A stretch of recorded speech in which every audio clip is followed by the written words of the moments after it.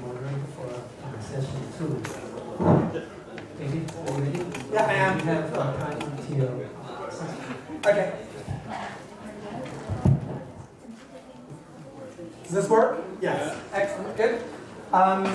Okay, so I've spent all of this time telling you about other approaches and what I think is wrong with them. So what I want to do now is to move on to a different solution to this labeling problem, which is the one that I've been kind of developing. And I think it's better, but, you know, like all proposals, it will have its problems. Okay, so my diagnosis of the problem is that the problem is really not the labels. The labels are fine. The problem is the heads. Right? So what I'm going to suggest that we do is that we get rid of the heads. Okay? And we independently specify the labels, and then we won't have a problem with labeling. And we'll see that the proposal will be quite general, in fact. It will take us beyond labeling in terms of projection to labeling in terms of the functional sequence. That is the hierarchy of functional projections. That's actually where it's going to go. So the solution is something like, we have to specify the hierarchy of functional projections. Once we specify that, we can actually get rid of heads. With no heads, but this hierarchy, we have the labeling problem. That's the basic solution. Okay, well, let's see how it works out. So the first part of the solution goes as follows. The standard definition of merge is something like in 14. This is from Collins and Stabler's recent paper on formalizing minimalist syntax. So let W be a workspace. So that's just your things you're going to try and stick together. And let X and Y be objects in a workspace. And make sure that X and Y are distinct. Then the external merge of X and Y is the set containing X and Y. Okay? Now the distinctness condition there is necessary. And it's necessary because of some basic maths. The basic maths says as follows. If we've got 1 and 2, got 1 and 2, we build a set out of them. That's a set containing 1 and 2. Right? If we've got 1, and we take 1 again, and we build a set out of that, it's a perfectly valid set, right? But it's equivalent to the set containing 1. Okay? So that's just simple set theory from high school maths. Okay? So the distinctness condition is normally put on merge because that's considered to be a bad thing to do.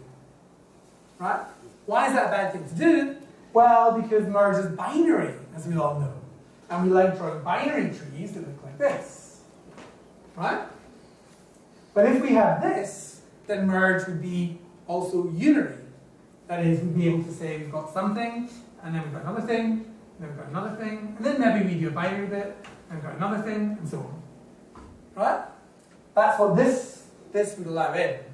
And therefore, because of some general aesthetic reason or something, not quite sure why, we have a distinctness condition on merge. So my proposal is that we remove that distinctness condition. Right? Now this is a very minimalist proposal, right? Because minimalism is about removing things. It's about it being, the cupboard being clearer, the surfaces being surfaces, right? You don't want clutter, you want simplicity. So in this case, we've got some simplicity, which is we just remove the distinctness condition from merge. That will allow in unary and binary structures as opposed to just binary structures. Okay. Now, so that's what we see in 14, well, 15. There's the proposal, remove the distinctness condition of merge. And then what I've given you in 16 is just now the 3 kinds of merge that we sort of have. I mean, there's really only one merge operation, but there are 3 distinct ways we can do it that logically depend upon what the bits that enter into merge are. Right? So if we merge X and Y, and they're 2 different things, then we get what we know and love as external merge. If we merge X and Y, where Y is contained inside X, then we have what we have come to know and love as internal merge. Yeah? If X and Y are the same thing, right, then what we have is what I'll call self-merge. Now this notion of self-merge has been, I'm not the first to propose it, so Guimaraes proposed it in a paper a long, long time ago, and Kane has used it in a really, really cool paper called Anti-Symmetry in the Lexicon, which starts off about birdsong, and then ends up being about nominalizations. That's a great paper. So notice, crucially, that these are not three different operations. One operation with just three different outputs, depending on what the inputs are. Okay?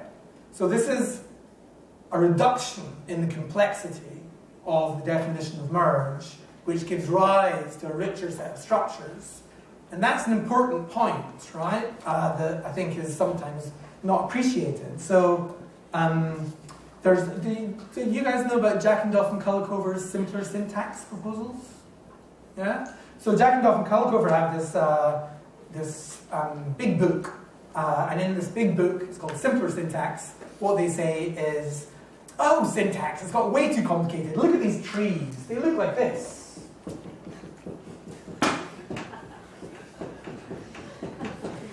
No one wants trees that look like that. We want trees that look like this.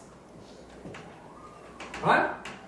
So what simpler syntax does is it says, we don't like the complexity. I'm a bit annoyed by this simpler syntax business because Kulikover and Jackendoff wrote a Trends in Cognitive Science little paper where they said, basically the argument I'm giving to you, and they use the tree from my core syntax book as this one. So, look at this idiocy, you know. So I'm just getting back at them right now.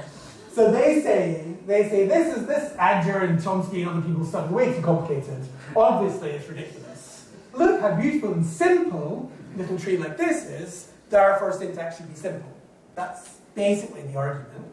And what they've failed to appreciate is that what's important is not simplicity in the output structures of a system. What's important is simplicity in the system itself. Right? That's what's crucial. And that's what I'm making, that's the point I'm making in 14 and 16. We make the system simpler by removing a conditional merge, and it gives us a wider range of structures, which I'm going to argue are the right structures. Okay, that's my little rant against Kulikover and Jackendoff. This isn't rubbing out so well, is it not? Okay, so just briefly to go through a kind of derivation, I'll maybe not do it on the board, it's probably fairly easy. So if you look at 17a, so we've got two things, well, we've got one thing, x, right? And what we do with x is we create a set of x and x, okay? And that is equivalent to a set containing just x. Okay, basic maths again. The point here is that a set is defined by its cardinality and its membership. And here we have the member is 1 and its cardinality is just 1. Right? So this is why it's a single-membered set. Yeah? So if we did this with x, and we do x again, we put these into little brackets, and then we get that's equivalent to just x. Right? And we can draw this as a tree by doing this. Right? It's a unary tree. Right? In the same way as we can draw this by doing that. Okay? So, and then imagine we take this unit now, and we self-merge it. Well, that would be taking this and this, self-merging, giving us this, which is the set containing this, which is then equivalent to that. Excuse me. Yeah. How do you draw a tree for the lower one? This one? The set with the x and x. Well, you could. This in here. Well, the point is, I mean, you can do this if you like, but the point is that the trees are not the real thing. Right? The trees are not Coca-Cola. The tree is simply a graphical representation of the structure. Right? So when I say you can draw this as a unary branching tree, right? I'm saying that to make these structures familiar to you, you could take this as simply being, this is equivalent to this, and this is equivalent to saying it's a thing which is contained in a larger structural unit. This is a thing contained in a larger structural unit. Still. right? This is two things contained in a larger structural unit, right? So drawing the trees is a sort of informal notation to say, here's X, and I'm just writing this blob above a line to say this is in a larger structural unit, right? So the trees don't have any, I mean, the trees are sort of not real in minimalism in general. They're simply a way of writing down this. But when you start, well, as you can see, you flip over and look at, I don't know, 27G, you can see that beginning to count these little brackets becomes a bit complicated. All right?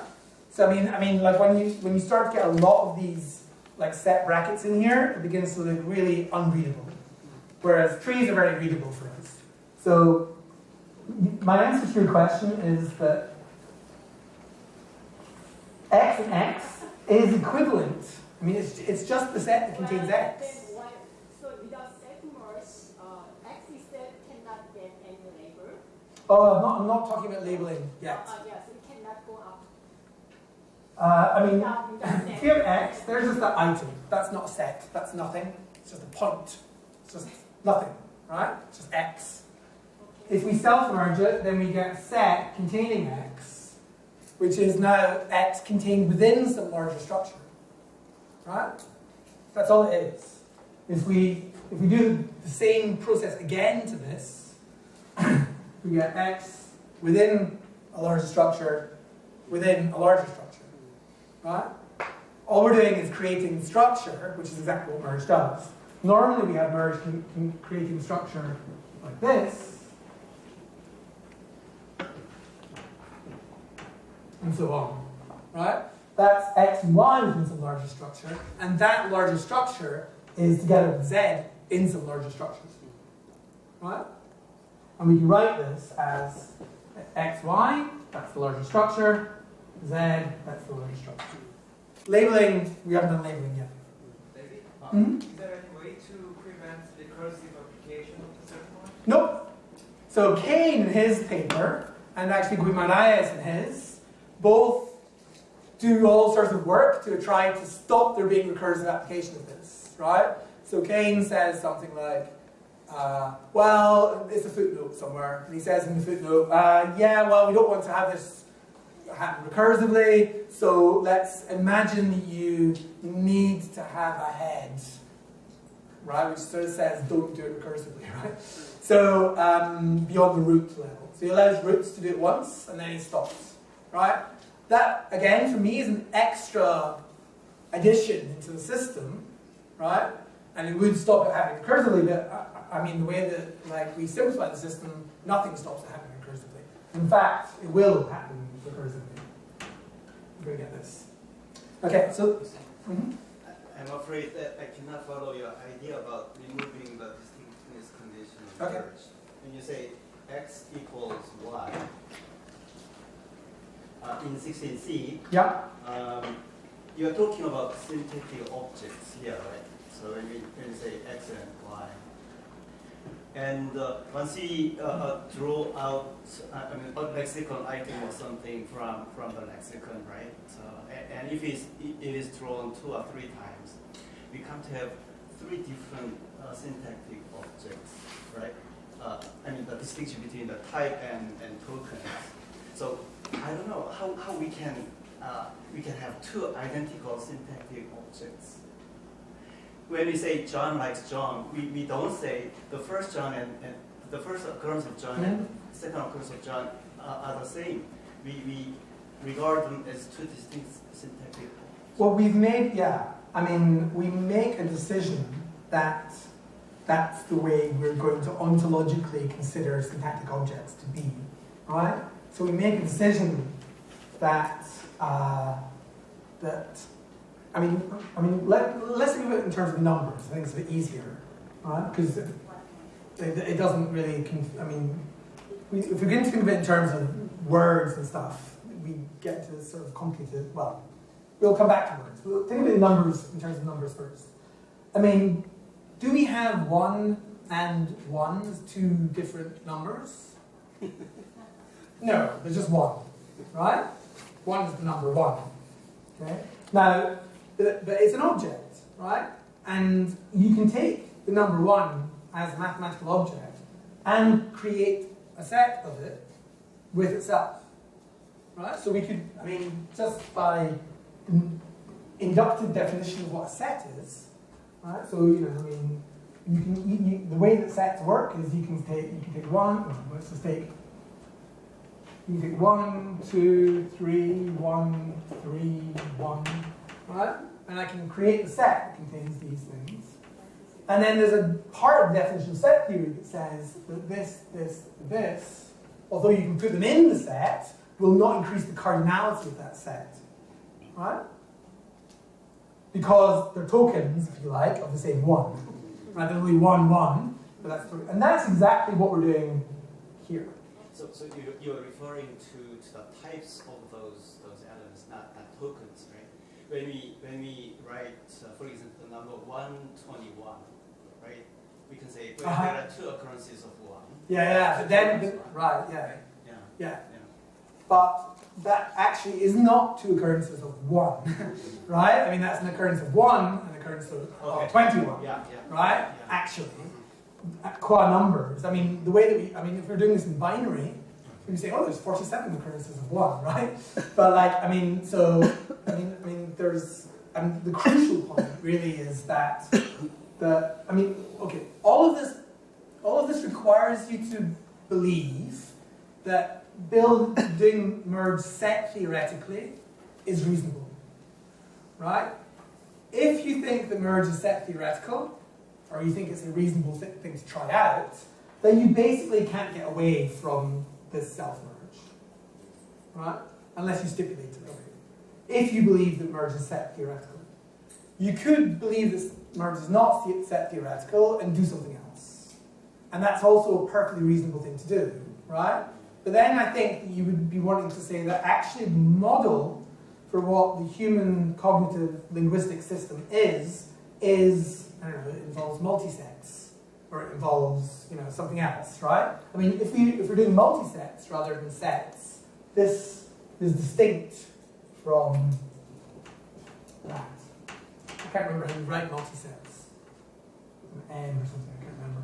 But if you're doing multisets, you define the object so that these 2 things are distinct. If you're doing set theory, you kind of don't have a choice. Right? If you're doing basic Zermelo-Fraenkel set theory, you're stuck with that. So that's kind of what I'm doing. Now, it might be wrong, I think. I mean, I think it's interesting to try it out. It might be wrong, but I don't know if we can ever decide what the right ontological moves to make in terms of the objects of our theory are, whatever the right agreement for that was. We can't do that unless we build a theory out of it and see what goes wrong. So that's kind of where I'm at with that. That was a long answer, but it's a very, very deep question you just asked, I think. Yeah. I think you will talk about this later, but I wonder what triggers merge in this system. I wonder whether this condition is just not necessary for syntax because there's no reason to combine 2 identical items twice. Maybe it's just doesn't. But that's sort of the same question, I think, right? I mean, it's a good question, but I think so why? So, you could say that to me, and I'll say, fine, I'll work out the system using set theory. You work it out using some other well-defined theory that has that property, like multisets, for example. Multisets are exactly the objects, which means these 2 things are distinct, right?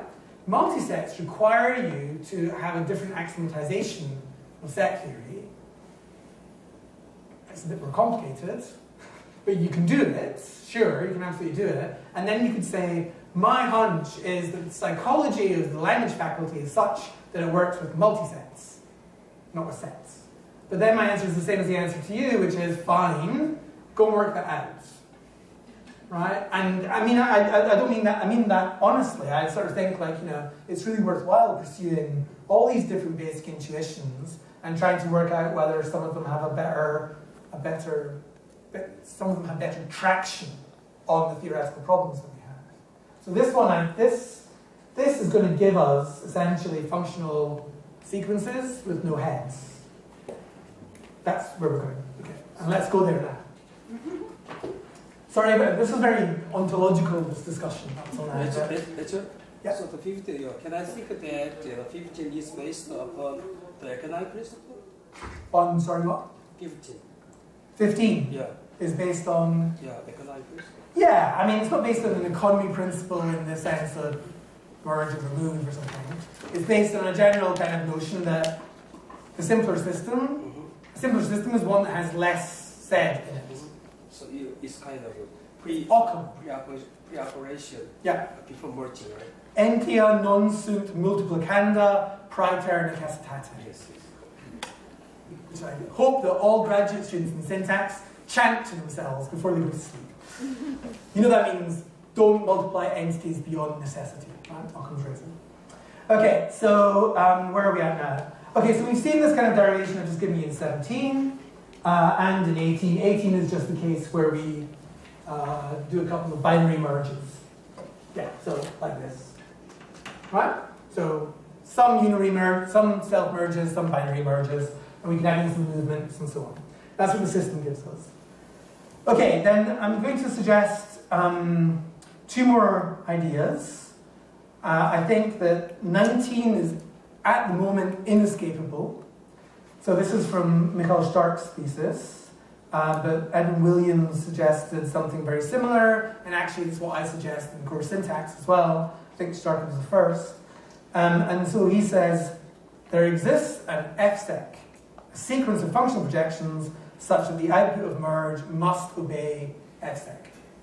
Right? So why is this inescapable? It just is. Right? That is, I mean, empirically we seem to find that functional categories occur cross-linguistically in a uniform scope order. Sometimes some are missing or whatever, but they seem, when they occur, putting a negation aside maybe, they seem to occur in a uniform order. Aspect is below tense, which is below evidentiality, which is below embeddedness, and so on. Okay? Somehow we need to state that in our theory, and we have no way of stating it in our theory. Oh, well, we have lots of ways of stating it in our theory, but they all boil down to this. They all boil down to, we don't know why it looks like that, it does. Right? We hope that there is a better theory behind this, right? But no one has one. Right? So people have theories of little bits of it. Right? So Øystein Nielsen in his dissertation has some interesting arguments that certain kind of adverbs are related to other adverbs in terms of their semantic strength. Various other people have proposed that, for example, event variables are down inside the VP, but tense variables are higher up, and you can't have tense without an event or something like that, right? So, I mean, there are various ways to attempt to ground this claim in other stuff, right? But, and all of those are great. I mean, like, so I can buy into any of those that work, but at the moment, I think we just all have to say something like 19, okay? So if we say 19, right, then we can actually move to a system that says, well, imagine we do this self-merge business, and we have this independent functional sequence, right? We have a functional sequence that's specified independently. It's my hierarchy of projections for those of you that have been subjected to core syntax. So imagine this is dog. Oh, let's take cat, actually. So this would be like a root, like cat, okay? We would self-merge cat, getting a structure containing cat. And then I'll show you how this works in a second, but generally what happens is we say, okay, well that's a noun. I mean, if you were Borer, you could maybe say it's a verb as well, but let's say it's a noun. And then we self-merge that bit, and then we say, well, what's the self-merge of noun? And it gives you another bit of structure. Let's call that, say, classifier, right? And then maybe up here we have num, and maybe higher up we have d, right? And so that basically what we do is we build a unary branching structure above the root that's labeled via this independently existing constraint on what the labels and functional sequences can be. Okay? And notice there's no heads. I haven't merged in a D or a classifier or a N. Right?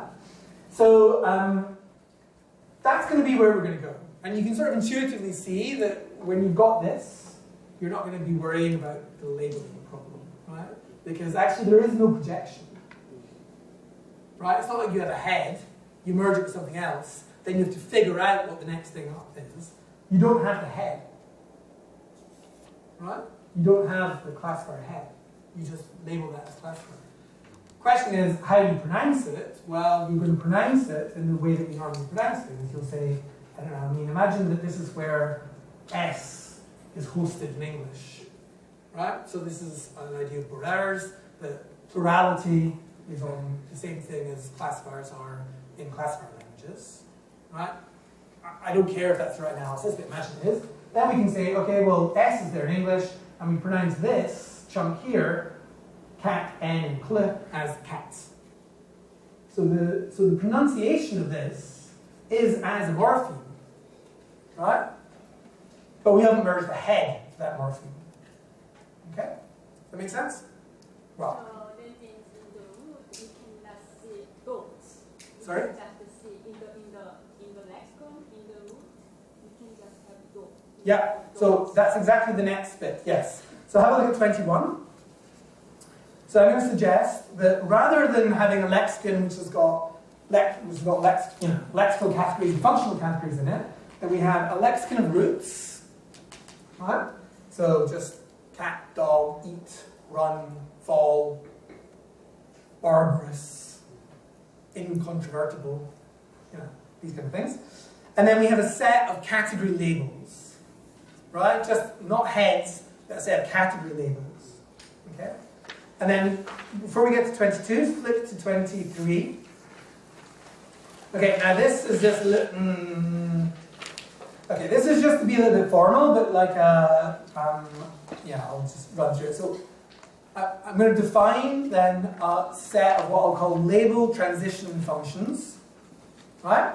What a label transition function is it's just a function that takes you from one label to another, okay? I'll do that by just taking what's known as the Cartesian product of the lexicon of categories. That is, the set of all ordered pairs that can be built out of those categories. Okay? So that just gives you every single possible ordering you can imagine. Right? And then out of that, every single possible ordering you could ever imagine, there will be some orderings that are kind of like UG principles. Right? And that is what that's what fsec will do for you. Right? That is, out of all of this set of possible orderings, there are some orderings that will be specified to follow in language in general these functional frequencies. Right? So, for example, it will say, in any language you come to learn, when you're drawing out your various, your lambda there, your Cartesian product of these categories, then you better have n CL in it. You better have CL num. And you better have num D. They will be in there, right? We can weaken that a little bit and say, well, you're allowed to miss some of them out. So that is, you better have CL num or CL D. So you could also weaken it if you're the kind of person that doesn't want to have every category in every language. I kind of prefer that view, okay?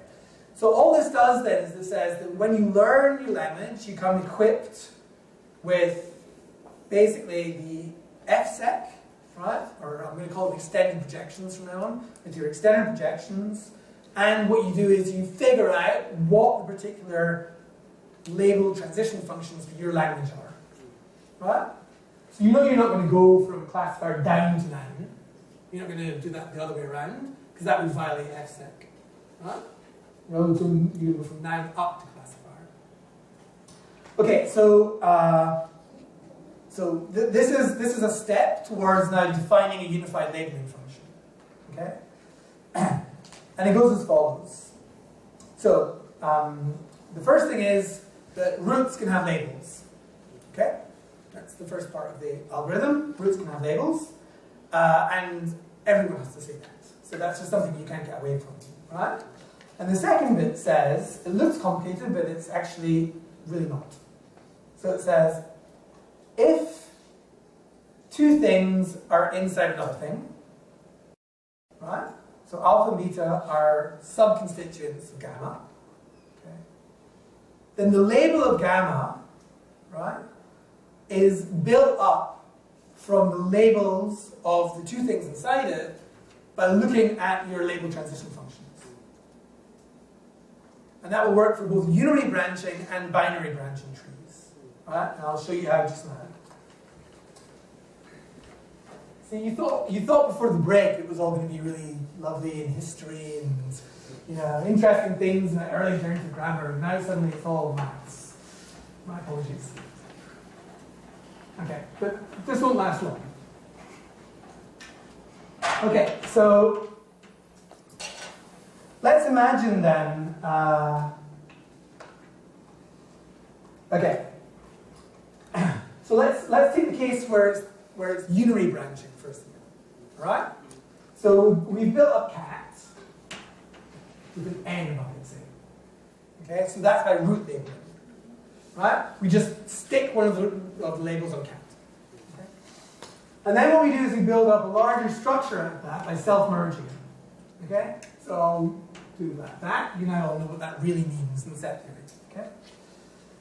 So in set theory, this looks like this. We have cat with an N above it, and cat with an N above it, and we put those together like that. Okay? And we're wanting to get the label of the larger thing here. Okay? Now that's equivalent to this. Right? But notice what we can do is we can actually use this equivalence to define a unified algorithm for both binary and unary branching. Right? So what we're going to do is we define the labeling algorithm always on the binary version of the set. Right? Even though that binary version of the set will be equivalent to the unary version of the set. So we'll always so that's what 24 does. It says you're always defining labeling on the binary version of the set. Alright. So in this case, let's see color. This is alpha, this is beta, and the whole thing is going to be gamma. Okay? So what the labeling thing says is that the label of gamma, right, will be some function in our labeling transition functions, okay, such that there are functions that will take us from this to that thing and from this to that thing. Right? Now I already defined here, or suggested to you that we have a function that looks like this, n classifier. Right? That's the input, that's the output. Right, so that's f.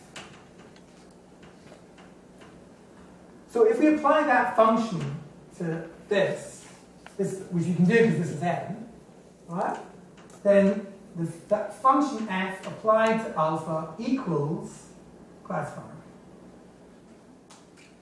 Now the definition says such that there are possibly non-distinct functions such that the label of the function applied to the label of alpha gives us the function applied to the label of equals another function applied to the label of beta, right? So we can be non-distinct. So we can choose f again for this one, just as well, because it's exactly the same, right? And then what that tells us then is that the label of gamma equals classifier. Okay?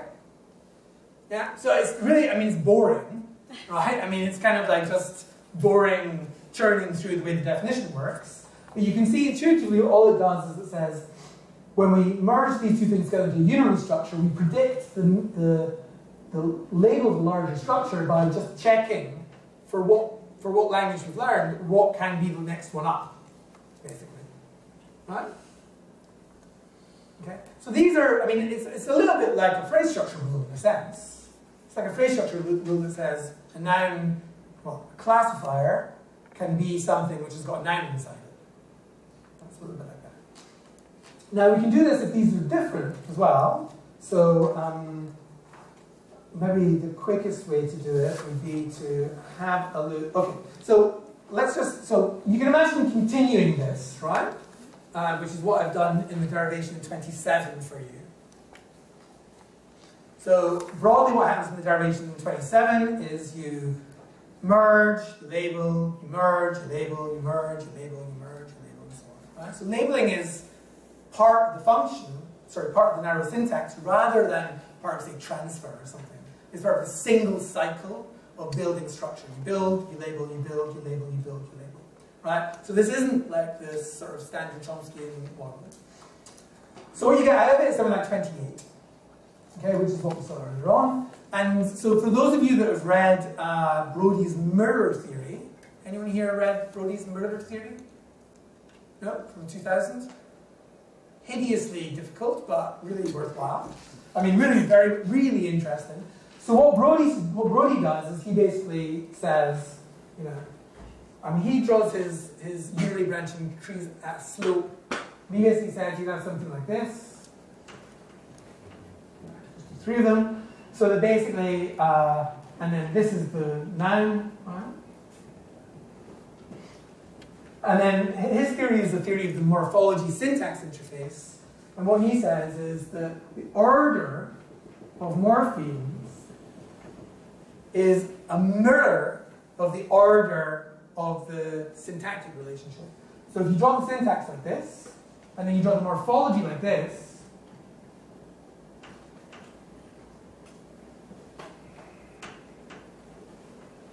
so 0 is the morphology of n, is the morphology of classifier, and let's just say 0 is the morphology of, say, definiteness or something like that. Right? Maybe it's Hungarian he's doing, so it's not cats, but it's it or something at the end, right? So basically, this is a mirror between syntax and morphology, and the morphological order is a reflection of the syntactic scope order, which of course is the mirror principle that's familiar from Baker. Okay? So this telescope, so he doesn't have a derivational theory, he just kind of draws these as lexical items, right? But my derivational theory produces effectively exactly the same structure as Brody's telescope representations. So I can borrow his morphological theory more or less intact, which is what I do. Okay, so the next thing to do then is to look at the binary cases. So I'll run through the problematic example of subject-verb, right? So DP V star P, right? The example was problematic for the standard Chomsky. Yeah, question. This operation itself merges a syntactic operation, and what kind of evidence we have to find for believing this is the syntactic operation? The labeling is a syntactic operation. Yeah. Well, I mean, labeling has always been considered to be a syntactic operation. That's the whole. So, do you remember that thing that I showed you right at the very start? Right. So we had composition, order, projection, which is labeling, and dislocation, effectively. So within those basic concepts, order is taken out as not a syntactic operation, but the other ones, composition, labeling, and dislocation, are all part of, at least in standard minimalism, the theory of what merges. Right? Now, Chomsky's latest paper, the 2013 paper, I can't quite tell what he's doing there, but I think what he's doing is he's attempting to say that the labeling algorithm is actually something that looks as part of transfer at the syntactic structure that's built up.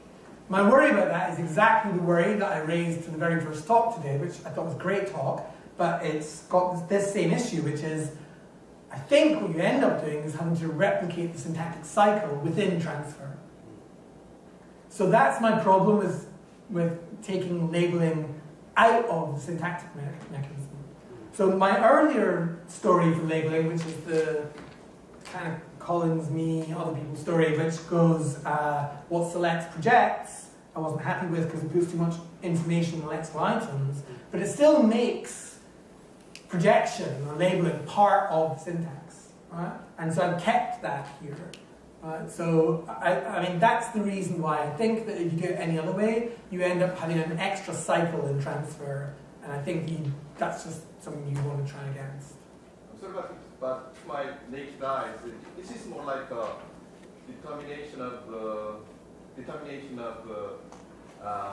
label before inserting the syntax.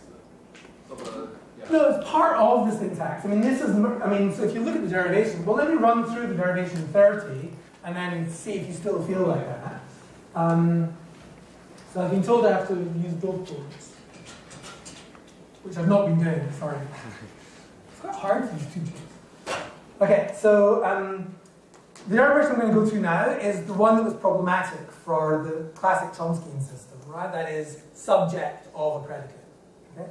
So let's take Lily jumps. Okay? So Lily jumps. So what we do is we first start off by taking the root jump. Okay?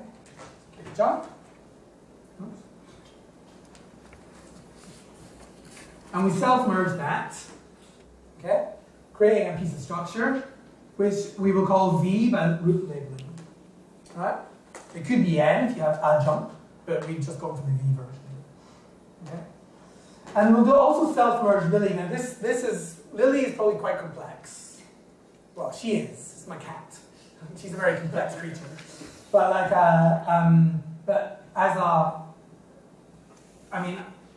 I'm pretty sure that what has to be in here is a whole DP with structure and movement and so on, but let's imagine it's not, right, just for simplicity's sake. So we'll do the same thing here, and then we'll give this the label D, right? I mean, that's hiding a lot of stuff, right? But just imagine that it's like that for just now. This probably got N, and a classifier, and some agreement, and a determiner, and some other stuff in it. But it doesn't really matter for our purposes here. Okay. Then what we do is we want to merge these two things, right? And we do that with binary merge.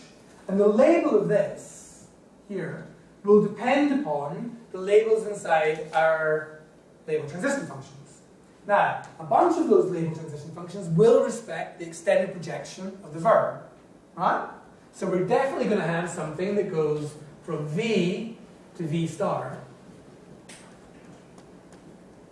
Okay? But what about this one here?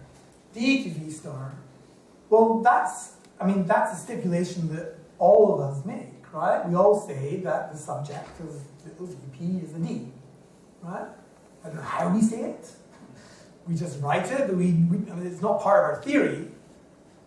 Well, it is now, because in our theory, remember, we generate all the possible label transition functions, and then when we learn our language, the principles of respecting the universal extended projections make sure that this is in here, right? But what about something like this? Well, certainly nothing rules that out, right? There are two possibilities here. One is we learn it. That is, we learn that D's can be the specifier of the V star, right, by distributional learning.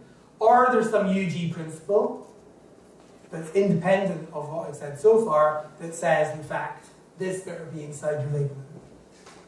Right? I don't know what the answer to that is. I actually prefer the first answer, to be honest. But that's a question of how you learn the label transition functions. Right? So the way that I think, I don't know if you want to know this, the way that I think you learn the label transition functions is a little bit like Yang's proposals for learning parameters. Do you guys know this stuff? So Charles Yang has this, what he calls the variational theory of learning, which involves you basically throwing every possible grammar at the child first of all, and then the child basically increases and decreases the probabilities of those grammar during the learning until he or she ends up with a particular final learned grammar. I think that that's probably what's going on with this. But I don't know. Yeah. So, to get really jumps S to get S. So I think we need one more. Yeah, we will need one more, exactly. Yeah. So everyone sees now how the labeling algorithm will work for this binary case. Right? Labeling algorithm just basically says, find me two label transition functions, one of which will take me from V to something, and the other one of which will take me from D to something. Right? And the something better be the same thing. Okay? That's what it says, and it's exactly the same one as we used here. Right? And so what we get out here is V star. Okay? Yeah. I'm a little confused. Where is the conventional distinction of head categories and projections and the unified? No heads. No. No heads. Not a single head. Well, that's not true. The roots are heads. So intuitively, the theory does the following. It says, structure is built from roots. all structure is built from roots, and then labels come from what we used to think of as functional categories. So that's the way that, that's the intuition. So the intuition is that we don't build with functional elements, we build from roots only. All structures needs a root and a base, which is also something that doesn't follow from normal theory. In normal theory, I don't know why we can't just take, a D and a num and stick them together, right? And we don't. We normally say, oh, there's a noun in there somewhere or something, right? Unless maybe 3 is really a D and a num, like the word 3. I don't think so. This theory actually predicts that basically all structure better have a root in it. Our normal theories don't say anything about that. So, the intuition to take away from this part of the talk is structure needs roots to be built, but the labels of those structures come from the things we used to think of as functional categories. So we've got roots, we've got categories, the roots build the structure, the categories label the structure. Right? And the system works in just the way I said here. And it gives you a unified labeling algorithm, and it does that actually. Notice that we don't even have the issue of projection. Projections are vanished. Right? Because remember the old story of projection, at least within the X-bar theory, was you've got head and XP, and a head and a YP, and X and YP, and the X projects. But there's no X in any of these cases, right? There's no head beyond the root at the very bottom of the structure. Okay, in your system, which component does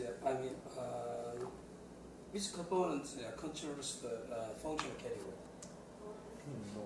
The functional categories, functional categories is the right word. They are categories, but they're just labels of structure built from roots.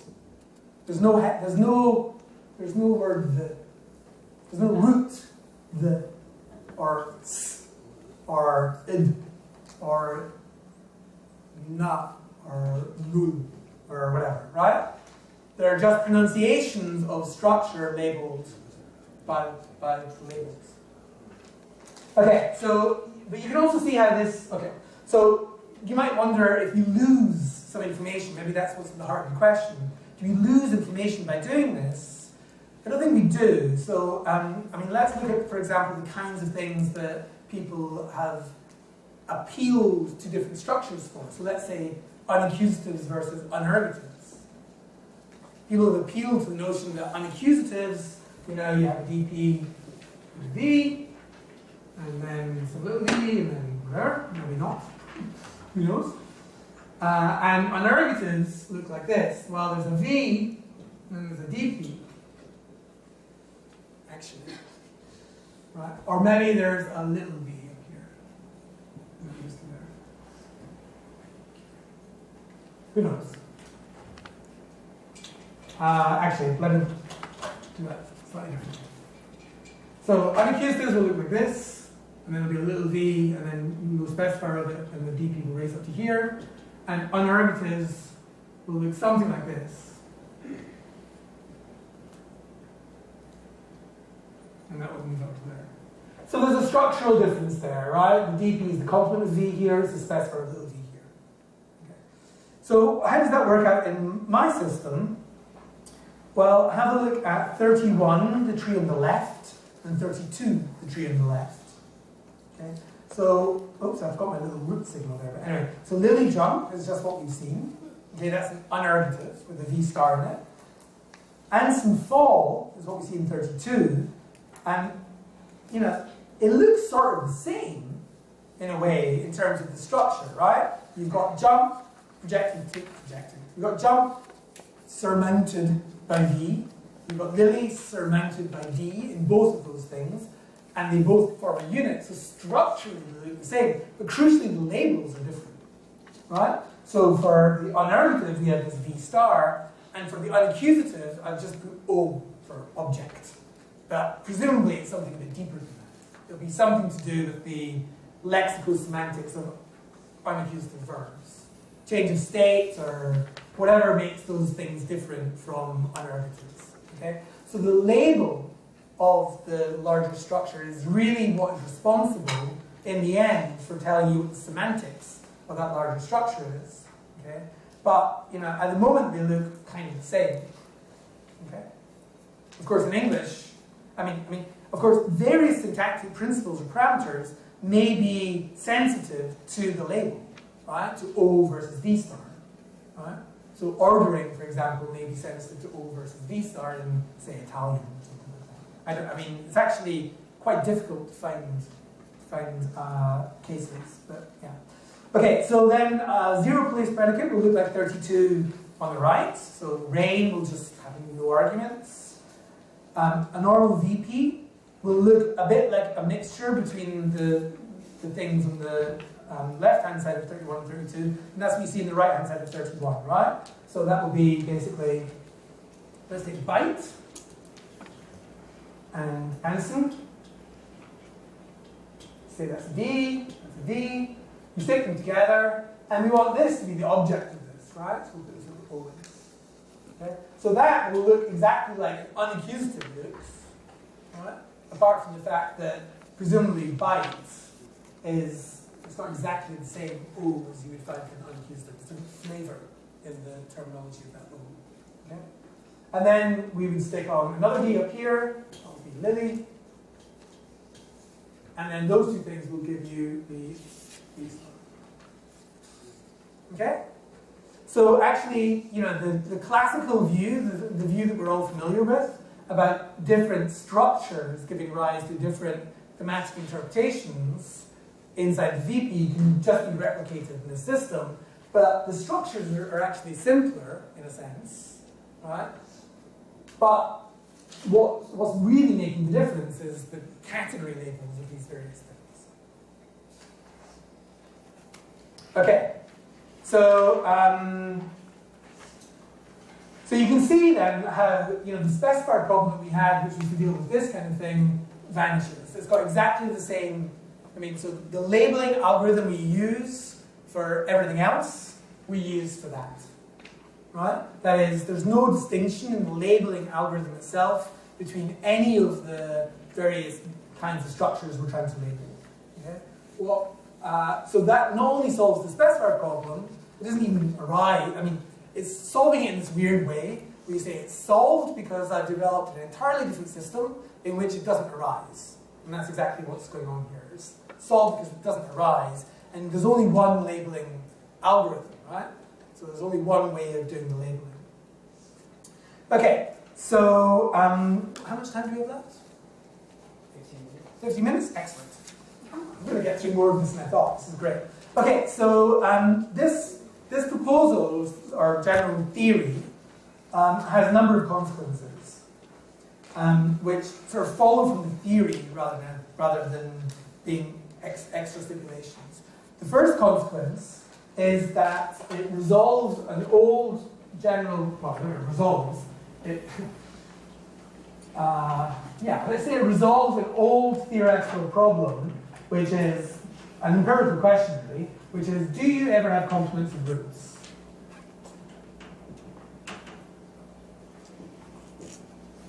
So this is not my system now, this is ye olde system.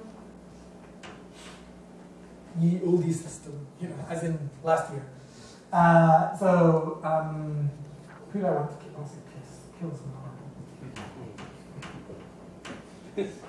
Okay, so this is the old system, right? So there's a question in the old system, which is, can you have complements of roots? Right? So this is a question that in distributed morphology is normally answered as yes.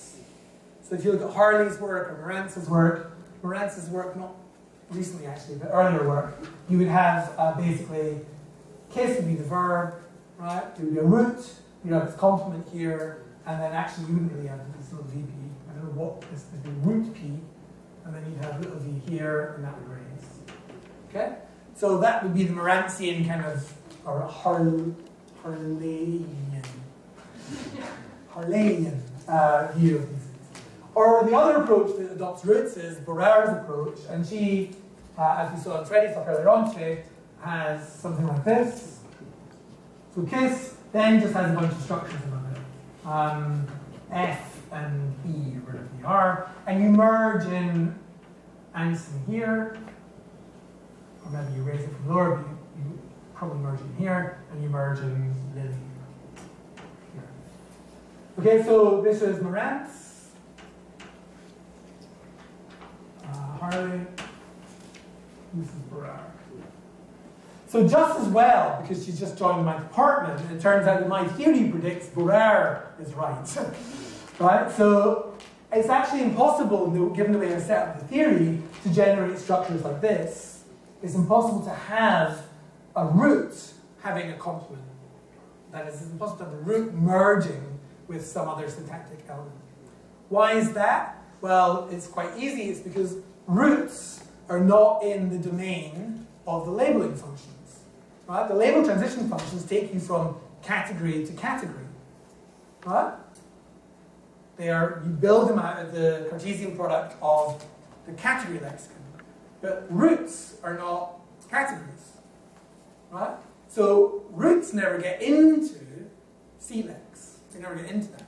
Right? So you can't, which means that, and remember the labeling algorithm goes, the label of this, higher bit, is dependent on the label of this and the label of this. But this doesn't have any label, by assumption, right? Because we're trying to draw a structure where it's directly merged. It's directly merged with this. We can never determine the label of this because this doesn't have a label, and the label of this depends upon the label of that. Yeah, can you think about the root is a category neutral, category general argument. So, I mean, the root is not category free thing, but category general. Yeah. That can't quite be right, though, right?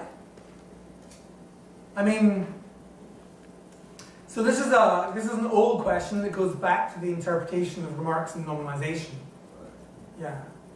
I mean, what Chomsky did in remarks was he said that, for example, the root destruct that appears in destroy and destruction is categoryless, right? And that's what Marantz's view is, that view. The Jakindovian reinterpretation of that in Jakindov's 1975 language paper was that actually destruct gets roots by gets categories by lexical rules that give it categories effectively, right? So that would be more like what you're saying, right? That it's not category free, it's category neutral, but it gets its category by its relationships to other elements in the lexicon. But that Jakindovian program is the program that leads you effectively to HBSG. It's the one that says, put all the structure inside the lexical items, right? Whereas what we're attempting to do here, especially with the notion of root in distributed morphology, is say there is no structure inside lexical items, or at least hardly any structure. So I would interpret Marantz and certainly Barrar as saying that these are category free. Ramchand would not say that. Ramchand would say that these roots, in fact she doesn't have roots, Ramchand would say that things like, kiss or whatever, have a category. The category they have is uninterpretable versions of functional categories, and then you match them.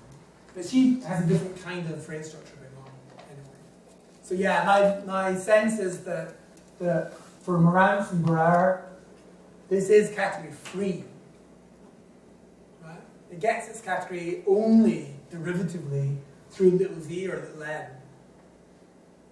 So I'm adopting that view, the roots are category free. In fact, I have a very strong version of it, right? Lexicon of roots, lexicon of categories, two different things. And in the lexicon of roots, these don't have labels, they don't have categories by assumption.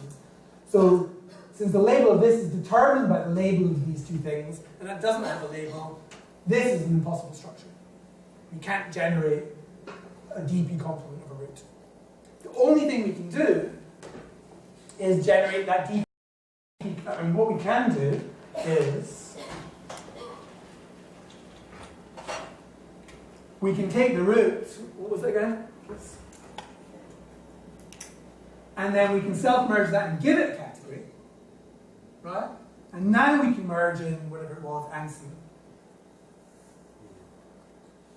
as the specifier, effectively, of some higher category. Okay? So we have to project, first of all. So that raises some interesting problems, which I'll come to now. Okay. So before the interesting problem, just an important point. I mean, this theory is not consistent with this approach, right? So it kind of forces you not to do what Marantz does.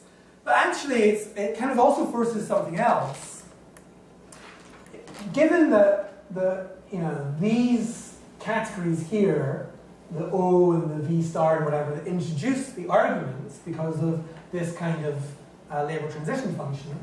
So these categories here, O and V star and little v, the unaccusative one and so on, they are, so how to say it, they're not next to the verb, in a sense, right? That is, there's no necessary reason why you have to introduce that category locally to the verb.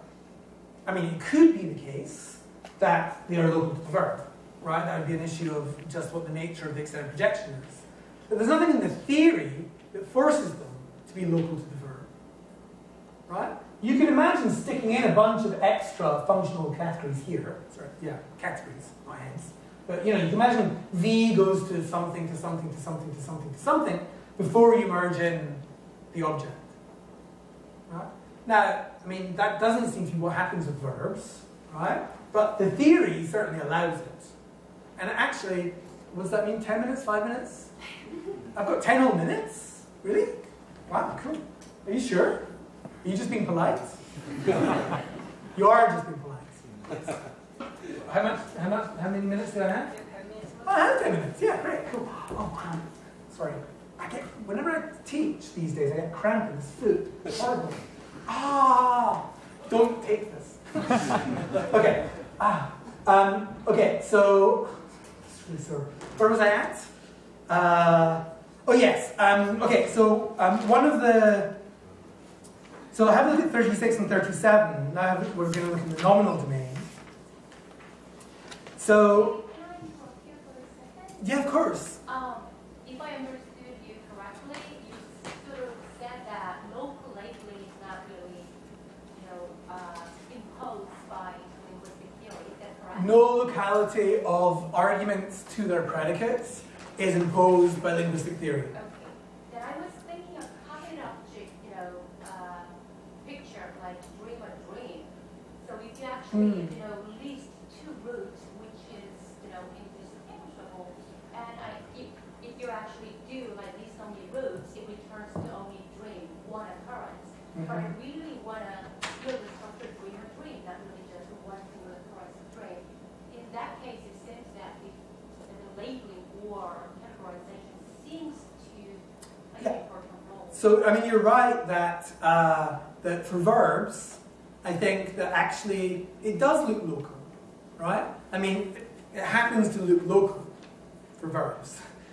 But this, in my system, reduces to the question of what the nature of the functional sequence is, what the nature of the universal extended projection is. And maybe it's just the case that with verbs, objects and subjects are introduced locally, right? So what I'm saying is that the theory doesn't impose that requirement on it, right? So that would be an empirical claim about the nature of the functional sequence, right? Of where little v star goes with respect to v or whatever, and O goes with respect to v. That's a question of, right now anyway, an empirical claim about this thing. Maybe once we begin to understand what the functional sequence is, right, then we'll be able to have a theoretical explanation of that. But at the moment we don't. And it's not just my theory. My theory makes it sort of sharp, right? But actually standard theory doesn't have an explanation of this either, right? I mean, we can use little v star to introduce an agent. We can do that at any point in the verbal extended projection, right? I mean, so we don't normally, but our theories allow us to do that. It's only by stipulation that we don't.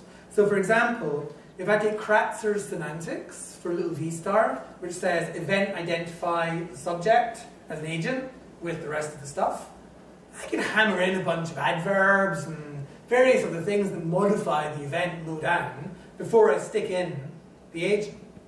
I mean, I could. We don't tend to do that, but nothing rules it out in the theory as it stands. I mean, I didn't notice this fact until I came up with this, and I was like, oh yes, I mean, you know, because the root is far away from, I mean, it's not very far, but it's not like this, it's not in this computation relationship. The theory kind of disallows this, right? Which immediately means that since the semantics of this D is going to be negotiated by the relationship between this functional label and its complement, there could be loads of other things in here. And that's what I'm going to show you later on for nouns. So for verbs, I actually think there is locality, but for nouns, there's not. So arguments of nouns, I think, are really far away from the noun. Base generated very far away from the noun. So that actually takes us back to remarks and normalization once more. Because in remarks and normalization, Chomsky made an argument that the arguments of nouns are complements, much like the arguments of verbs are. So I think it turns out that he was wrong about that. Okay, so have a look then. Again, it's completely germane to your question actually, 36, 37, 38. So 36 is just what I've talked about, the fact that you can't have root directly merged with some XP. So that's what 37 is the tree of. So instead, what we'd have at best is 38, mimicking the structure of the V here, right?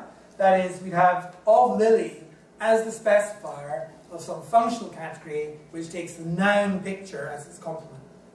Okay, that's what we see in 38. But then we have some questions to ask ourselves, right? Which may have been running through your minds already. You know, why is David always writing these things on this side? Right? For example, that would be one question. And you know, he's told us how he hasn't really told us how this gets to be an object. He's just written O. It doesn't really do very much for you, right? So those are the kind of questions that I'm going to try and answer in the rest of the talks. But I've written them down to you in 39 A and B with respect to these picture nouns because actually we're going to concentrate mainly on nouns from now on. So the first question is the ordering question, which is, given the prepositional phrase is not a complement of the root, why do you say picture of Lily rather than of Lily picture? It's not a complement, it should be a specifier. If we believe Kane, specifiers come before heads, so why don't we say an of Lily picture? Right, in English. So that's one question. Now you can imagine answers. You can imagine noun moves, or you can imagine everything moves. You can do all sorts of things, but that's still a question that we need to answer analytically. Okay? And then the second question is, given, I've called it the etiology question. I'm sure I spelled that A-E in my original version. But anyway, the etiology question. So given the prepositional phrase is outside of the projection of the root, right? It's not right next to picture. How do we negotiate the semantic relationship between picture, which seems to have an argument, right? The thing that's in the picture, and of Lily in this case. Same issues arise with the verbal structures that we've already talked about. Okay, so I think now is a good time to finish actually, since I've got 3 minutes left, and we're about to go into a new chunk, which I'll start with tomorrow. So you have 3 minutes to ask me any more questions. Yes. You seem to develop purely syntactic approach to labeling. This is your previous question, right? Yeah. Even though you try to develop syntactic approach to labeling, but you have to use semantic argument here and there. Furthermore, as I recall correctly, when the syntactic approach has a problem, then you refer to semantic approach. Furthermore, you said that there are some people who deny the labeling altogether. So why don't you develop a theory of labeling by looking at the semantics closely, Okay. and then develop any semantic constraint according to that type? I mean, that's your question. Thank you for asking again. I guess the answer. I mean, you're absolutely right. So tomorrow we'll talk about the semantic interpretation of these structures in more depth. We'll have some lambdas and some square brackets and stuff like that. And I'll argue that this kind of structure that I've proposed, depending upon a set of projections and specifiers, gives you a very strong, strict semantic kind of compositionality. The reason why I haven't developed a theory, what's that mean? Slow. Oh, round up. Just tell me what you mean.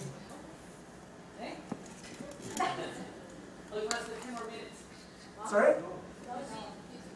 We're about to finish. 2 minutes, right? Is that right? Or have I got that wrong? You're expanding the time. I mean, it's fine. I think this is a good breaking point. Yeah, so I mean, the answer really is why I don't develop a theory based on the actual semantics. Okay. I guess it looks too hard. It's the same answer that Chomsky gave in syntactic structures, right? And we have moved a long way since then, but I just don't know how to do semantics without doing syntax first.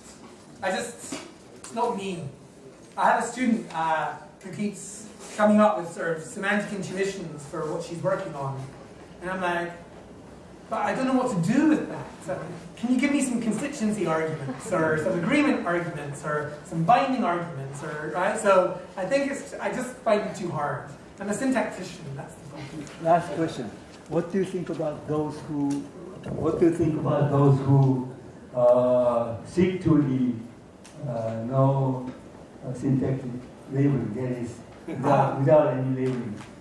So, I mean, I think that's like Collins and people like that. Yeah, I mean, so I think I gave an argument against that view earlier on, which was the argument from generalized possessor raising, right? So I think that, and this is like this is the question you asked as well, which is, do we need labels on constituents? And I think the answer is yes. Because without labels of constituents, we can't calculate the semantics of a constituent, we can't calculate the ordering of the constituent, and we can't calculate the distribution of the constituent. So without labels, I think we really don't know how to do any of those things.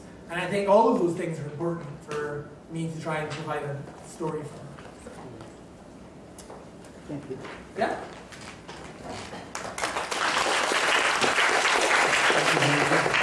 Wonderful presentation.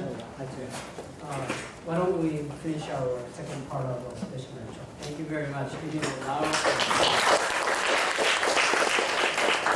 So tomorrow I'll continue on with this, and then we'll move to the next one, right? I don't think it'll take too long to finish.